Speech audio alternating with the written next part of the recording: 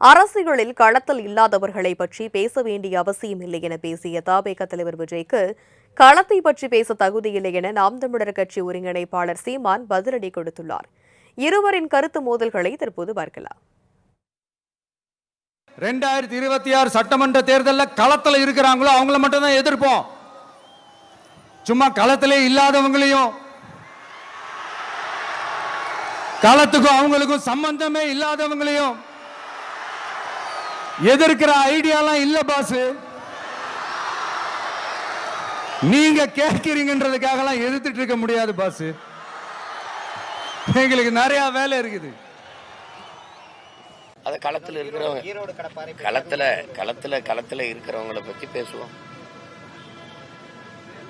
களத்துல யார் இருக்கா?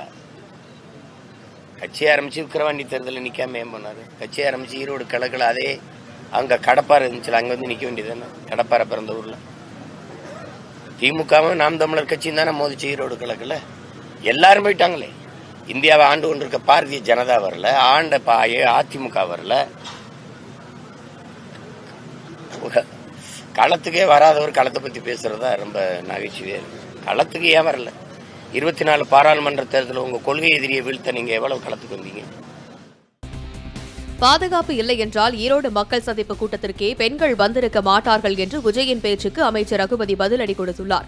புதுக்கோட்டை மாவட்டம் திருமயம் அருகே நடைபெற்ற நலத்திட்ட உதவிகள் வழங்கும் விழாவில் கலந்து கொண்ட பின் பேசிய அவர், திராவிட மாடல் ஆட்சியை இந்தியா முழுவதும் முன்னெடுத்து செல்ல விடாமல் தீய சக்திகள் தடுத்து நிறுத்துவதாக குற்றம் சாட்டினார். தொடர்ந்து அந்த தீய சக்திகள் தங்களை தூய சக்தி என்று சொல்லிக் கொள்வது வேடிக்கையாக இருப்பதாக தெரிவித்த அவர், தமிழ்நாட்டை முன்மாதிரியாக மாற்றிக் கொண்டிருக்கிறதை பொறுத்துக் கொள்ள முடியாதவர்கள்தான் தங்களை தீய சக்தி என்று கூறுவதாக தெரிவித்தார்.